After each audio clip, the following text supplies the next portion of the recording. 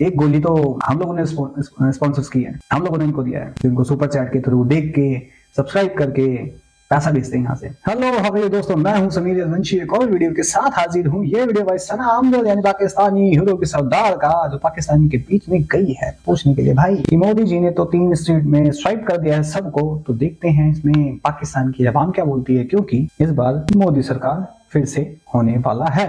तो चलते हैं पाकिस्तान, देखते हैं इस पर पाकिस्तानी पब्लिक का क्या रिएक्शन है। तो शुरू करते हैं वीडियो, लेकिन वीडियो शुरू करने से पहले वीडियो को लाइक करें, चैनल को सब्सक्राइब जरूर कर लें, बेल आइकन दबाना ना भूलें, साथ ही फेसबुक और इंस्टाग्राम पे फॉलो कर लें, लिंक आपको डिस्क्रिप्शन में मिल जाएगा। तो चलते हैं पाकिस्तान और देखते हैं कि हम क्या हालत है। तो शुरू करते हैं वीडियो बिना किसी देरी के। आपका नाम? ज़िशान।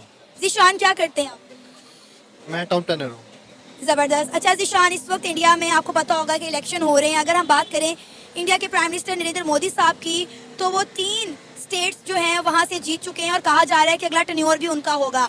आपको पता है कि नरेंद्र मोदी साहब के 2 टन्योर गुजर चुके हैं और उन 2 टन्योरों में जितनी डेवलपमेंट इंडिया में हुई है, जितनी तरक्की इंडिया में हुई है, पूरी दुनिया ने उसे देखा है।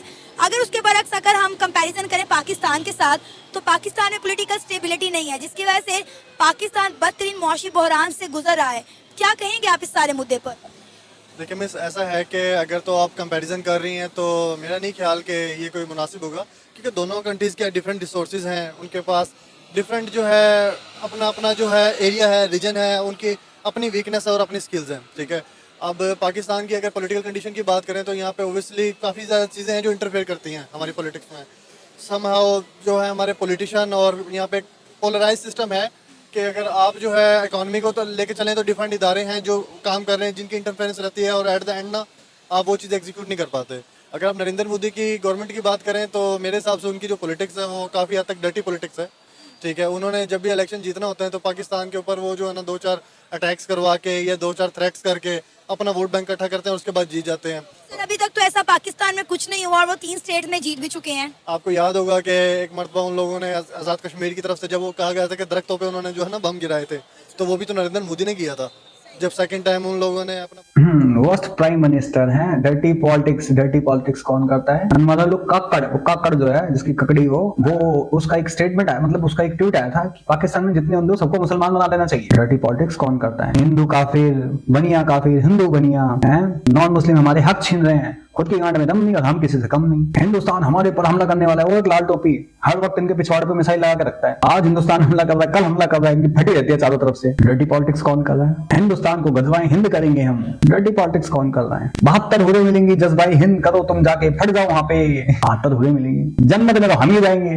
डर्टी पॉलिटिक्स कौन कर रहा है? अपनी औलादों को उनके पैदा होते उनके कान में तुम कलमे की जगह ये बोलते हैं हमारे पास 165 बम है। डर्टी पॉलिटिक्स कौन करता है? ये तो 140 यूएन डेजिग्नेटेड टेररिस्टों को तुम अपने मुजाहिर बोलते हो, अपना बाप बना के बैठते हो। डर्टी पॉलिटिक्स कौन कर रहा है? एक फिलिस्तीनी लड़की की, इनकी जो फॉरेन मिनिस्टर थी, फिलिस्तीनी लड़की की फोटो दिखा के कहती है ये देखो पैलेट गन से इस बच्ची की जान ले ली गई है, और निकलती है फिलिस्तीनी, कश्मीर का बात करके फिलिस्तीनी लड़की निकलती है। डर्टी पॉलिटिक्स कौन करता है? जहां जाते हैं वहीं छाती पीटते तो कश्मीर गांड फटी पड़ी है कश्मीर की वजह से। वही बात है, फट जा पटाखों से फलानी टॉप से रहेंगे। तो डर्टी पॉलिटिक्स कौन करता है? तुम्हारी पॉलिटिक्स और हमारी पॉलिटिक्स में फर्क है। यहाँ पे होती है कि हम आपको क्या देंगे, पब्लिक को क्या मिलेगा, ये नहीं मिलेगा। ये नहीं बोलते कि हम पाकिस्तान को मार देंगे, मुसलमान ये हैं वो हैं। अगर ऐसा होता ना तो मुसलमान आज इंडिया में 30 करोड़ की जगह 30 लाख ही होते। वो समझ गया? वो गलती इसकी नहीं है भाई, जो इनको बचपन से घूम किया जाता है, इनके न्यूज चैनल्स, वो पड़ोसियों के बच्चे खाओ औरत, क्या नाम है उसका, 100 सुअर खा के बिल्ली हज को चली, क्या नाम है उसका, फिजा अकबर खान, पता नहीं कौन सी डॉक्टर है, मुझे तो ये नहीं पता, बवासीर की है, तो पहले इन लोगों के इलाज कर बैंक इकट्ठा करना था। तो ये चीज़ें करते हैं। ठीक है, और टू बी ऑनेस्ट अगर आप मेरी ओपिनियन मांगेंगे तो मैं नरेंद्र मोदी को कोई अच्छा लीडर नहीं समझता। ठीक है, और पाकिस्तान, अबे तेरे मानने ना मानने से तो घंटा फर्क नहीं पड़ता। तुम पाकिस्तानी नंगे होकर अपने पिछवाड़े पे कोड़े मारो तब भी कोई फर्क नहीं पड़ता। तब भी बोला ना हम नरेंद्र मोदी का नहीं मानते, तब भी घंटा फर्क नहीं पड़ता। तुम्हारी औकात एक मरे हुए चूहे जैसी है, तुम उस कटी हुई नुन्नू की तरह हो जो तुम्हारी वापस नहीं आती कभी। समझ गए? पाकिस्तान की जो कंडीशन है आस्ता आस्ता जो है ओबियसली बेटर हो रही है, इंशाल्लाह जो है ना पाकिस्तान की इकोनॉमिक स्टेबिलिटी भी आएगी और पॉलिटिकल स्टेबिलिटी भी आएगी। चले आप अगर धीरे धीरे बेटर हो रही है ना। अगर ना कच्छे में बल्ब फोड़ दिया ना तो दोनों किशमिश अंडे समेत नीचे आ जाएगी। ऐसी हालत है तुम लोगों की, सड़े हुए पपीते, बांस मारते हुए अंगूर। इंडिया के प्राइम मिनिस्टर नरेंद्र मोदी साहब को एक अच्छा लीडर नहीं समझते, तो इस बात पर तो आप एग्री करते हैं कि उनके टेन्योर में इंडिया में बहुत ज़्यादा डेवलपमेंट हुई है?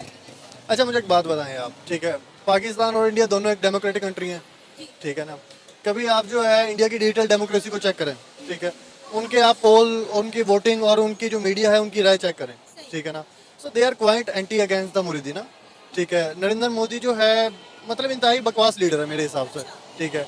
आप ये चेक करें कि उसने जो है पाकिस्तान और इंडिया को आपस में मिलाने के लिए कितनी कोशिशें की हैं, ठीक है। ही always uses the argument against the Pakistan.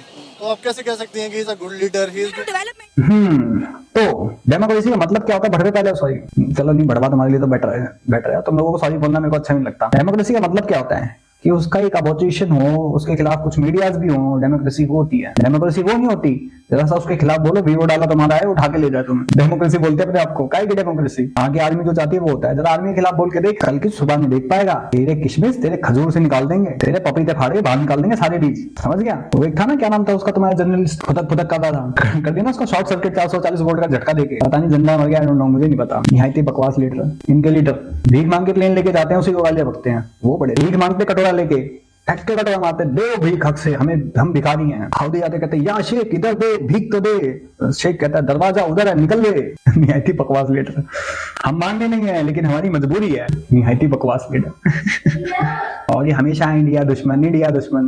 बकवास लीडर कौन? मैं कुकुर मुत्ते की शक्ल के, पहले अपनी नॉलेज इकट्ठी कर ले, मुंह में नहीं दाने और मछली खाने की बात कर रही हूँ ना। चंद्रयान 3 उनके टेन्योर में सक्सेसफुल हुआ, उन्होंने जो है सोलर मिशन जो है वो लॉन्च किया। आप उनका आईटी, साइंस, एजुकेशन का निज़ाम देख लें, हेल्थ का निज़ाम देख लें, आपको नहीं लगता कि उनके टेन्योर में इंडिया ने बहुत तरक्की की है? इंडिया टेक्नोलॉजी में पहले भी आगे था। नरेंद्र मोदी के दौर से पहले भी जो लोग लीडर रहे हैं तो उनकी टेक्नोलॉजी वर्क कर रही थी। चंद्रयान 3 नरेंद्र मोदी ने थोड़ी ना रिसर्च किया, ठीक है ना। इसी तरीके से अगर आप बात करें उनकी बाकी और फील्ड्स की, तो उस समय वो ऑलरेडी वर्क कर रहे हैं। नरेंद्र मोदी के कोई भी इसमें जो है ना, नरेंद्र मोदी साहब की बात नहीं करते हम, लेकिन ये बात तो कर सकते हैं ना कि किसी भी मुल्क के ये वो बिगड़ा बिगड़ा बच्चा है। मतलब ये वो औलाद है कि जिसको अगर भीख मांगने में इसके बाप ने इसको अगर पैसे नहीं दिए ना, इसके बाप ने इसको पढ़ाया नहीं, तो इसमें इसके बाप की कोई अचीवमेंट नहीं है, वो इसकी अचीवमेंट है ना। इसके बाप की इसमें कोई अचीवमेंट नहीं है। अगर ये पढ़ा लिखा है तो इसके बाप की अचीवमेंट नहीं है, क्योंकि इसके बाप ने इसको स्कूल भेजा, पढ़ाया लिखाया, इसकी ड्रेस पे खर्च करा है, इसको परमिशन दी, कुत्ते की तरह जो भौंक रहा है इस चीज की परमिशन दी। इसके बाप की कोई अचीवमेंट नहीं है। बाप तो झूठ है इसका। अबे नल्ले, जब तक गवर्नमेंट ना उनके बजट सैंक्शन नहीं करती ना, तब तक वो कुछ भी नहीं कर सकते। पहला प्राइम मिनिस्टर ऐसा निकला कि जो सेना के साथ भी खड़ा होता है, जाके साइंटिस्ट के साथ भी खड़ा होता है, फिर चाहे क्रिकेट टीम हो उनके साथ भी खड़ा होता है। अगर वो गिरते हैं तो दैट्स अचीवमेंट, ताकि वो दोबारा जीतने के लिए रेडी रहें और दुगनी मेहनत करें अपनी। अभी वही बात है, एक बच्चा फेल हो जाए, बाप उसकी गांड मार ले। अगर कोई बच्चा फेल हो जाए, अभी यही फेल हो जाए, इसका बाप इसको पिछवाड़ा सुध के लाल कर दे, उठने की हिम्मत करेगा? ये फट के चाल रहेगी। अगर वही बात कहे बेटा कोई बात नहीं, अगली बार दोबारा मेहनत करना, तो ज्यादा दिल से करेगा ना मेहनत। इन चीजों को क्या पता इसे, क्योंकि इनको अपने बाप का पता नहीं होता, तो इसका क्या पता होगा? डेवलपमेंट के लिए वहाँ पे पॉलिटिकल स्टेबिलिटी होना बहुत जरूरी है। हाँ बिल्कुल है, लेकिन उनकी पॉलिटिक्स आप, मेरा नहीं ख्याल कि स्टेबल है। उनकी पॉलिटिक्स अगर आप स्टेबल कह रही हैं तो वहाँ पे आप ये चेक करें कि वहाँ मिलिट्री इंटरवेंशन नहीं है उनकी। अगर आप पॉलिटिकल स्टेबिलिटी की बात करें, क्या वहाँ फ्यूडलिस्ट सिस्टम नहीं है?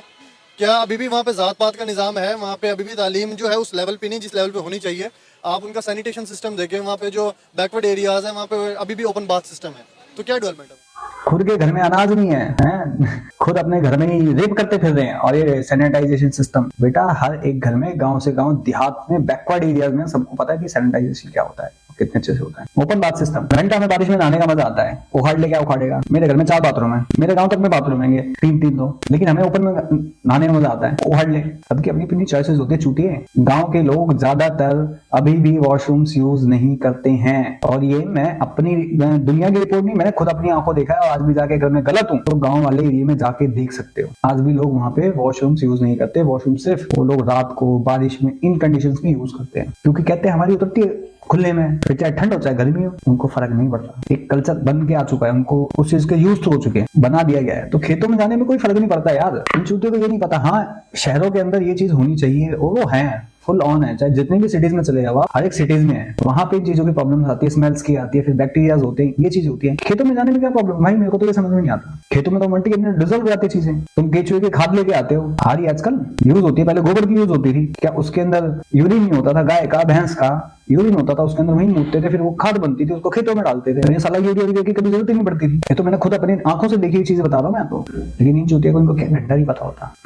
टेक्नोलॉजी, स्टडीज, हाँ अभी हैं बहुत सारे लूप होल्स हैं। 9 या 10 साल में ये चीजें खत्म नहीं होती। पहले भी चीजें थी, IIT था, हर चीज थी, लेकिन जितना फ्रीडम अब मिल चुकी है ना, उतनी फ्रीडम्स पहले नहीं थी। पहले बॉर्डर पे ये सुअर के बच्चे गोली चला देते थे जब मर्जी, और हमें परमिशन लेनी पड़ती थी। कहाँ से? दिल्ली से हमें परमिशन चाहिए जी, अब हम यहाँ से एक राउंड फायर करेंगे। और आज के टाइम में ये है कि वहां से एक राउंड फायर होता है तो यहाँ से 3 राउंड फायर होती है। हटके हवाला हो चुकी है पूरी इनकी। वहाँ पे डेवलपमेंट एक्चुअली उस चीज़ को कहते हैं कि जहाँ पे जो है ना लोग जो हैं बहुत ज़्यादा सेटिस्फाइड हो, ठीक है। अब वहाँ पे जो लोग जो फैसिलिटेट हो रहे हैं वो तो मेरा नहीं ख्याल कि अकॉर्डिंग टू द, आप देखें। एक मिनट, आपने बात की टॉयलेट की, तो आपको एक बात बता दूं, हमारे ex prime minister Imran Khan साहब ने एक बयान में कहा था कि पाकिस्तान से ज़्यादा टॉयलेट इंडिया के अंदर मौजूद है, लेकिन उसके बावजूद भी हम इंडिया को बार बार टॉयलेट की बात पर टारगेट करते हैं। मुझे एक बात बताएं आप, मुझे इस बयान के बारे में नहीं पता है इमरान खान ने कब कहा है कि SDGs हैं हमारे पास, सस्टेनेबल डेवलपमेंट गोल्स हैं, ठीक है। उसमें है नो हंगर। क्या इंडिया की आवाम भूखी नहीं मर रही? आप देखें ना, गरीब तबका, 0 पॉवर्टी। क्या इंडिया की आवाम में गुर्बत नहीं है? ठीक है। मुझे जहाँ तक पता है ना, इंडिया के अंदर हर घर को 5 किलो अनाज फ्री में दिया जा रहा है। अगर 5 बंदे हैं तो कह लें कि 5 को मल्टीप्लाई कर लें आप 25 के साथ। मुझे ये बताएं कि ये स्टैटिस्टिक्स आपने कहाँ से लिया है? सर, पूरी दुनिया देख रही है। मुझे आप रेफरेंस दें। आप गूगल उठा के देख लें, न्यूज आ रही है सर, न्यूज आ रही है। वो तो फेक भी हो सकती हैं। आप मुझे जो है ना कोई ऐसा रेफरेंस दें कि वाकई में जो उन लोगों को इतना मिल रहा है, क्योंकि अगर आप देखें उनकी जो गुर्बत के हिसाब से रेशो है, वहाँ पे कई तबके ऐसे हैं जहाँ पे जो ना अनाज की किल्लत है, ठीक है ना। वो लोग जो ना बिलो द पॉवर्टी लाइन जी रहे हैं। सबसे बड़ी एग्जांपल मैं बैठा हूँ छूती है। आज चल दिखाता हूँ तेरे को, मेरे आस पड़ोस में कितने अभी राशन की दुकान खुली होगी। अगर हो सका तो मैं राशन की दुकान पे जाकर, अरे मैं क्यों जाऊँ यार, ऑलरेडी इतनी सारी वीडियोस पड़ी हुई हैं, इतनी सारी वीडियोस आएंगी पूरे इंडिया के अंदर आएंगी। और दूसरी बात, इंडिया सेकंड सबसे लार्जेस्ट व्हीट सप्लायर है, राइस सप्लायर है, समझ गया। पूरे एशिया को पता नहीं 50 या 75% अनाज इंडिया से जाता है। इंडिया से चावल बंद हो गए थे तो भुखमरी टाइप से फैल गई थी, रायता फैल गया था पूरा वेस्ट में। इस चूते को यही नहीं पता ना स्टैटिक्स रिपोर्ट्स कहाँ है। मैं चूते रिपोर्ट जब ऑनलाइन मिल जाती है तो मरवाना जरूरी है तुम्हें जाके। लेकिन इमरान खान ने ये बोला था जब इंडिया में हमसे ज्यादा टॉयलेट्स हैं, तो ये इसको नहीं पता है। लेकिन इंडिया में क्या होगा, लेकिन इसको ये पता है। अबे पहले अपने घर के तो जान ले, भूत नहीं गए। तेरी बीवी किसी और के साथ भाग गई है, लेकिन ये दूसरी की बीवी में निगाह मारने में लगा हुआ है। चेक कर ले, कहीं तेरा बच्चा पड़ोसी का तो नहीं है, खुद की औलाद का पता नहीं है और दूसरे के बाप ढूंढते फिर रहे हैं। तो मेरे हिसाब से जो मोदी ने जो काम किया है ना, ठीक है वो अच्छा है, लेकिन ये डेवलपमेंट सस्टेनेबल नहीं है, ठीक है ना। आप वहाँ पे देखेंगे हाउसिंग अफोर्डेबल नहीं है, ठीक है। आप वहाँ पे देख लेंगे वो लोग जो कंज्यूम कर रहे हैं वो पोल्यूटेड है, life on land, life on water, ये तमाम चीजें जो है ना किसी भी काम की नहीं चल रही। सर, अगर ऐसी सारी बातें, इतनी खामियां हैं इंडिया के अंदर, तो इंडिया फिर दुनिया की 5वीं बड़ी इकोनॉमी कैसे बन गया?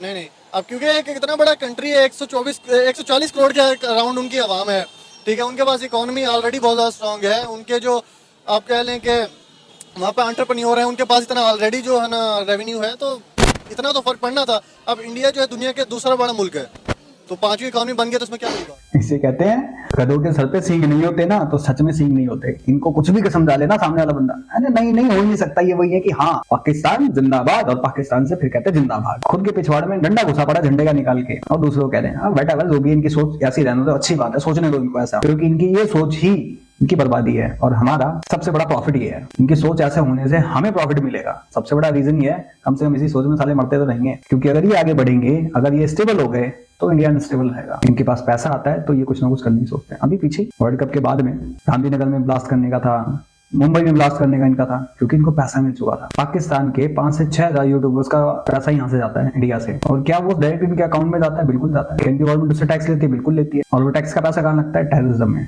अभी हमारे 5 जवान शहीद हुए, कहीं ना कहीं ये फंडिंग भी, एक गोली तो हम लोगों ने स्पॉन्सर्स की है, हम लोगों ने इनको दिया है, जिनको सुपर चैट के थ्रू देख के सब्सक्राइब करके पैसा भेजते हैं यहाँ से। तो भी जहां मर्जी तो घुमा लो। पहले वर्ल्ड कप से पैसा ले गए, हर महीने यहाँ से लेते हैं इंडिया से, मिलियंस ऑफ डॉलर्स जाते हैं। ये लाइव करते हैं ना, इनको सुपर चैट मिलती है, हर चीज वो करते हैं। कहीं ना कहीं एक गोली या एक जवान के मरने की जिम्मेदारी हमने ले रखी है, हम जिम्मेदार हैं उसकी, और ये चीज हमें समझनी पड़ेगी। इनके मानने ना मानने से घंटा फर्क नहीं पड़ने वाला।